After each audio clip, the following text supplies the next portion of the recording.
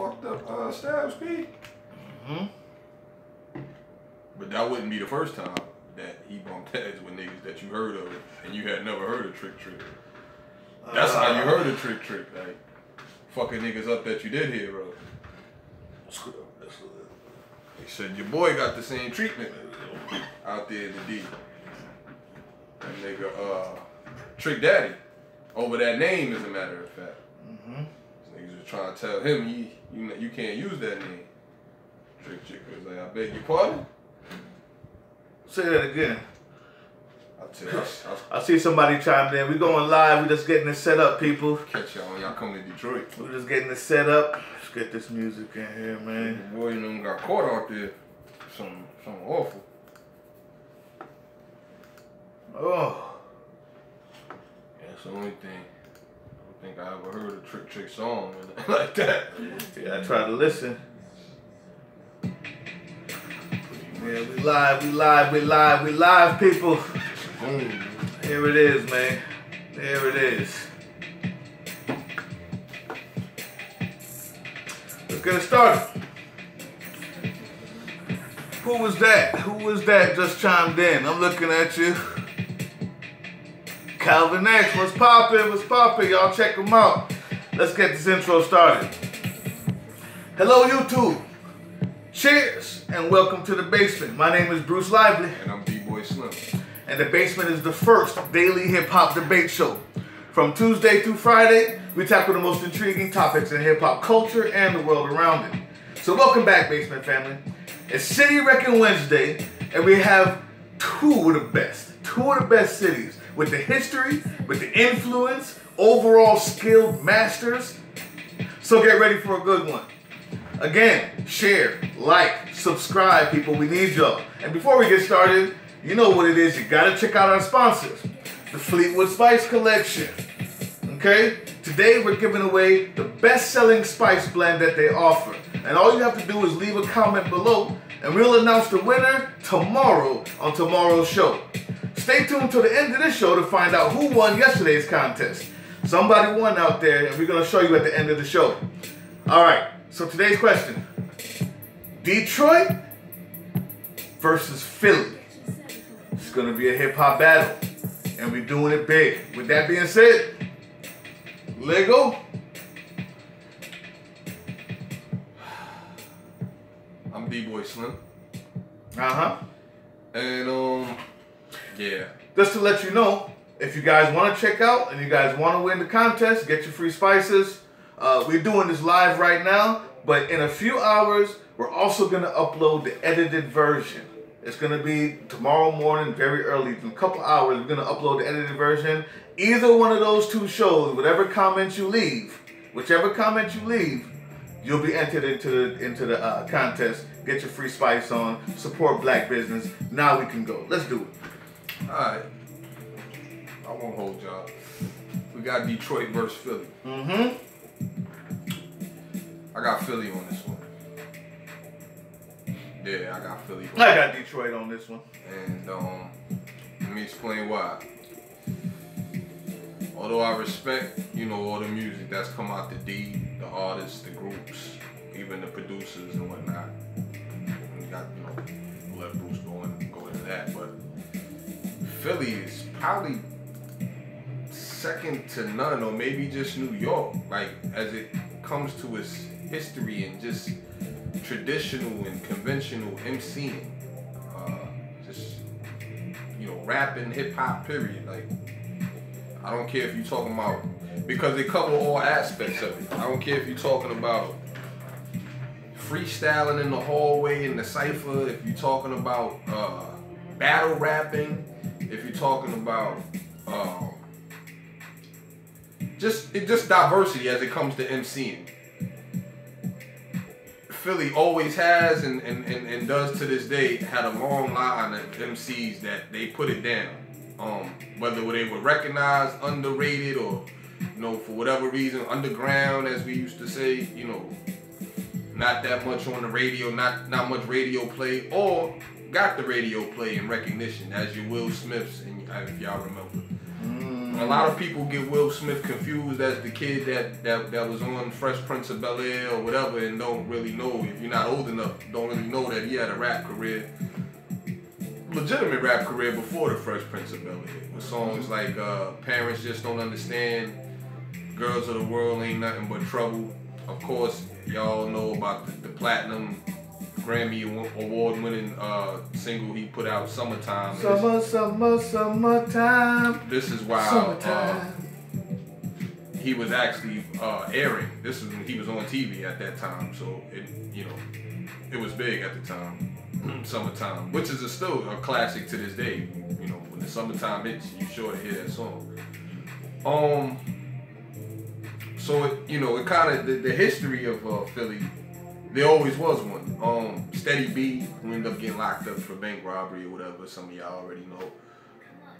He was legit. This is back in the days when you had Black Sheep and Slick Rick. Like Steady B was back in that era. So again, like I said, Philly always did have a rap scene and had MCs and legitimate rappers come up out of it. Of course, y'all know the producer, Jazzy Jeff, which is Will's partner. Mm-hmm. And it carried on to the 90s. I won't hold y'all. Y'all know the Roots. Some of y'all may have forgotten Bahamadia. When I think of the word neo soul, I think of Philadelphia. And Bahamadia is putting it down back in the 90s, kicking more of a positive message. But the Roots, namely, man. How about, maybe the first and only hip hop band that actually, they, at one time they were playing all their music live. Black Thought is still, respected and revered as one of the probably the best MCs to do it, period. I don't care what coast, what era, what time you're talking about. You've seen him in ciphers on the BET ciphers with the Eminems and, the dudes that really go hard with it. So, Black Thought. But the Roots themselves, those are musicians. Questlove, you can't take nothing from him. He's still, what is that, Letterman he's on? Not Letterman, Tonight Show? Tonight Show. Jimmy Fallon? Yeah, he's still, even today, and he brings the Roots, Black Thought and all of them out there, but Questlove has been a genius. If I'm not mistaken, he did production on a lot of their music, as well as you've seen him playing the drums, which is what he does. The Roots is, we talk about Outkast and we talk about Mobb Deep and we talk about UGK. A lot of times when the best groups of all time come up, you don't hear the Roots, and their name should at least be in the discussion. That's a fact. True. Go check their albums like Illadelph, Halftime, singles like What They Do with it, kind of mocking what was going on at the time in the 90s where everybody were making the same style and the same kind of videos. They went against the grain, but still in all, it was good music. I enjoyed it. And like I said, that's whether they've had acclaim and success on the charts, but even if it didn't reach multi-platinum status or whatever, you couldn't argue once you heard it or whatever, or gave a listen to it, that Roots band was good music. And like I said, they need to be up there as far as one of the best groups of all time. You can't name me 5 groups better than the Roots.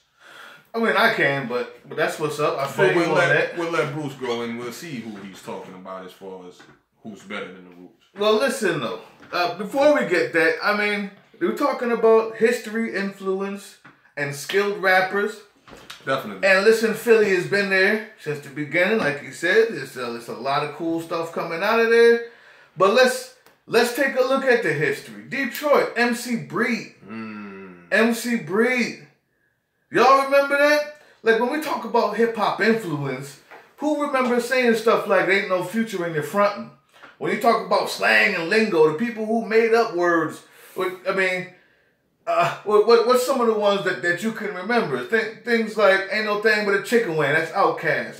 There's certain hip-hop words and certain hip-hop phrases that you know. One of those, ain't no future in your frontin'. That is MC Breed. Gotta Get Mine. Featuring Tupac. He had a couple joints featuring Tupac, actually. Yeah. Go back and check it out, man. Go back and check it out. That was some of the hottest stuff coming out. Early 90s. Early mid-90s. After that, I mean, we can look at people like Slum Village. Yeah. Now, if you don't know songs like Tainted, It's fine. you're missing out on hip hop. Slum Village. Jay Dilla, the producer of Slum Village, It was fire. who also went on to be one of the gods. If you're talking about people like Questlove, ask who he looks up to. If you're talking about the Roots, they had Questlove and the Roots had an entire album that was calling Jay Dilla the king. They had an entire album giving homage to Jay Dilla. This is for Dilla, I think it was the name, or for Dilla. Like, let's not forget, Philly, yeah. Detroit, yeah, that's it. So you know, Jay Dilla, Slum Village, MC Breed. If you guys don't know who they are, go check them out and tell me that that's not historical. Then after that, we're just gonna keep on going because we're gonna make this quick. Now we're looking at people like Royce da 5'9". Well, you say, well, Royce da 5'9", he has some stuff I remember. Well, check it out. He has a group called Prime with him and Primo. Him and DJ Premier. Man. Woo! It went up to the top 6 in the Billboard Top 100 charts when it came out, I believe, last year. Every single joint on there. We're talking about bars, talking about influence, talking about skill now. When you talk about skill, just check out the intro. Just check out the intro. Now, when you want to talk about skill, that's where I gotta take the rock and really, you know, let's talk about. Well, then let's talk. Let's give him Royce. You said Royce da 5'9". Royce da 5'9" in Prime. Every single song. I don't think he's nicer than Cassidy. And let me just finish then. If you listen to his last joint, well, not even his last joint, he's been coming out. But this January of this year, when he came out with the Bar Exam 4, some of his best work, check out this intro. Check Rap Genius intro. I'm talking about the style was brand new. It was the Jay-Z style that you hear on 444 before 444 came out. And if that's not influential, if that's not dope, I don't know what is. Let's just suppose y'all say, well, D-Boy, you bugging, man. Royce been nice. He's crazy nice. Cassidy ain't all Cassidy do is battle rap, right? He can't make songs. The Prime was fire too. I won't hold y'all. Check out his He's not mixtape. messing with Beans, and let's just be honest. Beans? He's not messing with Beanie Siegel. He's not messing with a young Beanie Siegel. He's not messing with. That's because you haven't heard. He's not messing with Beanie Siegel today. You haven't heard the Bar Exam 4. That's why. You go and listen You to would Beanie change. with Dave East right now. You know, Bean's voice may have changed. The lyrics and his flow has not though. And yeah, Beans. Come on now. Let's be honest. Like, you know. And at the height, you know, Beans was up there in conversations with them amongst the best of them. You know, Royce. Where you go, Calvin X? Chime in. I'm not so sure. Now, Royce may be able to, you know, maybe handle your AR abs or get with the Freeways of the world. And I'm not so sure that Freeway's album, or despite what you may think about his battle, I know about with Cassidy and all that, which kind of slowed his whole thing down. But the album that he dropped, you know, Philadelphia Freeway on Rockefeller was fire. That's when we was starting to hear them Just Blaze beats. Fire. Like, let's be honest now. If those of y'all remember. What were the sales? He went gold on that album. So, okay. Yeah. Well, then we're going to talk about people like Obi Trice who went platinum. I don't know about Royce. On the lower end of the people that I'm about to mention in Detroit. You talk platinum too. Okay. People like Obi Trice who's on the lower end of the scale in as far as Detroit money making, Detroit's album sales, but you told me last week that means that they're dope. You told me last week when we was talking about the Aussies, the Australians, that because they don't have the platinum sales, well, Obi Trice has more than Freeway. Didn't it? Yes. Big Sean. I don't remember which album that he had was sold more than Freeways, but if you say, we'll take your word, we'll take this word for it. Yeah. Same drum rap name on it. Big Sean. 3 platinum albums. 3 platinum albums, and all you have to do is check out the song I Don't Fuck With You. 261 million views, people. Influence? Come on. Big Sean. Ask people. Big Sean. 3 platinum albums, 261 views. See, now we getting the record sales. And then if you really want... shying away from skills. No, I said them both. There's all involved. I gave you Dilla. I gave you Slum Village. Obi Trice, you say you don't have skills, you're lying.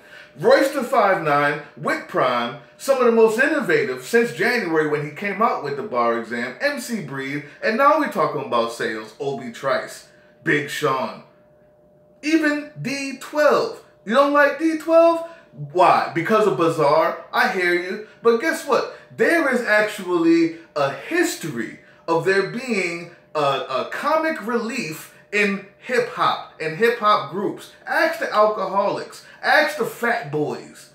Ask them if there wasn't a comic relief. There's always a comic relief. It's been that way. We're talking about comedy rappers. No, but there's been a comic relief in hip-hop that's just as essential as everything else. Because Proof, that was in D12, was dead nice. Ask Conniva, he's also nice. Swifty McVeigh is also nice. People categorize D12 as just some funny rap. Well, Alcoholics was also funny, but they could rap. Eminem, Proof, everybody else in D12 can also rap, and it's obvious that Bizarre is just there for comic relief, and it works. You know how I know it works? Because Devil's Night was platinum. D12 World went double platinum. That means there's at least 3 million more people that's going to tell you differently if you say it's not nice. That matters, influence. And the skills is undeniable. Platinum and skills. You see, I haven't heard any female MCs out of Detroit, but EVE definitely.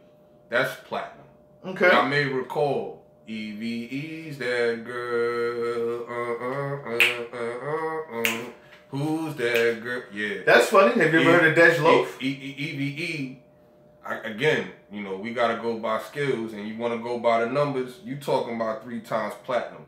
That's what's up. First Lady of Rough Riders. Now, Dej Loaf is nice, had a couple nice singles, but the album, well, like I said, Eve has had 2. Well, we also got to admit that those are different times. It wasn't the downloads, it wasn't all of that back then. So, the platinum's different. 2 platinum albums and a gold. Now, we make excuses about the time and the era all day. That's fine. I said that about Beans when you said that, you know. Well, Dej Loaf is 65 million views for Try Me. Listen, and if you want to talk about skills, just check her song No Fear. It's different from any other female hip-hop that you've heard.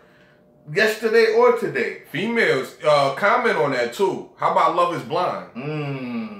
How many females remember? Because I've heard a lot of women tell me they got through with that when it came to dealing with abuse, spousal abuse for the women. You know, Love Is Blind. You know, that's classic music as far as I'm concerned. Like, and it's a reason why that stuff did its numbers. You know, like I said, Philly never shied away from being skillful.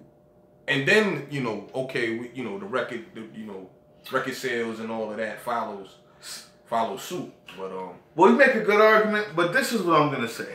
People, this is what I'm gonna say. Check it out.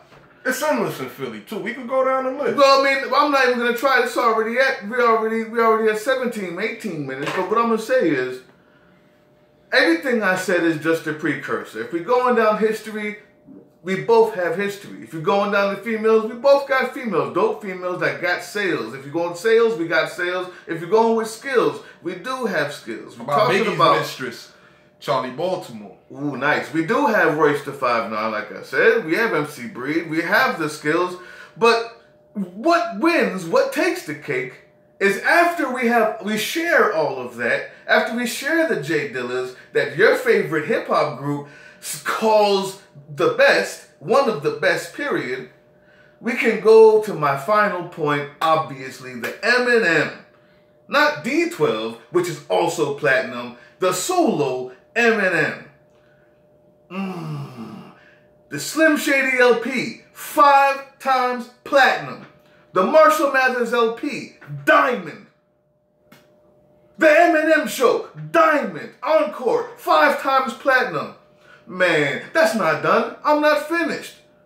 Relapse, 3 times platinum. Recovery, 4 times platinum. Marshall Mathers LP 2. Platinum again, 3 times, I believe. 1, 2, 3, 4, 5, 6, 7 albums that are not just platinum, they're over platinum or diamond. Everybody you just named can fit every album they ever sold in 3 of his albums. Done. Done. If the argument is like it was last week, all those people prove you're wrong, and that person is better because they went diamond. The only people who's in the diamond category are people like Prince, people like Michael Jackson. That's what I heard all last week. If that's the case, done. It's finished. 2 diamond albums, multiple 5-time platinum albums, multiple 4-time platinum albums. It's finished. It's done. And who's in your top 10? Not the Roots, unfortunately. Eminem is a lot of... Y'all leave it right there. You tell me. And that was my wrap up. Roots top 5 all-time groups. Groups, okay. Now, I can't do the Philly show without saying Free Meek. Mm-hmm. And while we talking about Meek, you'd be hard pressed telling me any young kids out, it's Big Sean, but I'm with Meek with this one, like Meek is one of the hottest new kids out right now, Got into some trouble. It's been going back and forth with that. Free Meek. Major Figures. That's something I want to touch on real quick. You got your record sales, and y'all give feedback. Let us know what you think. Is Eminem above and beyond? He's had the record sales. Plus everybody else I said. That's just the ending. But Major Figures, and the reason why I like Major Figures, I was telling Bruce earlier, it still sticks out to me because all of them sort of like, it wasn't big as Wu-Tang, but sort of like Wu-Tang, where everybody individually is nice. Spado is nice. Gilly the Kid is nice. Ab Lava is nice. All of them. But I remember the collaborations, the Major Figures album, and that was crazy. Like, it was slept on and underrated, and no, it didn't get all the record sales. Y'all go check it out. I love Being a Gangster. Yeah, and yeah, that's us. And Y'all Can't F with the Figures. Mm-hmm. Classic joints. Philly know. And if y'all been following, y'all know. These is dudes.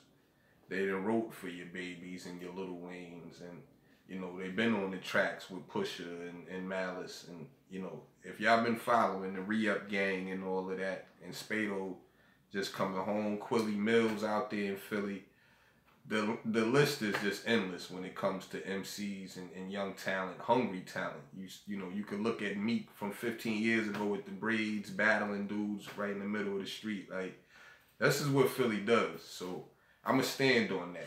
Bruce said the record sales, according to what I said or something a few weeks ago or whatever the case, it never was the end all, and it's not the end all. But it does mean that, a large demographic was feeling your movement and your music. So, you can't Y'all take that chime in. We live, man. Somebody say something. But, check it out. Yeah, if y'all know Philly, then y'all know, like, it's endless, and they pride themselves in being quality, quality MCs, quality rappers. And like I said, the battle scene.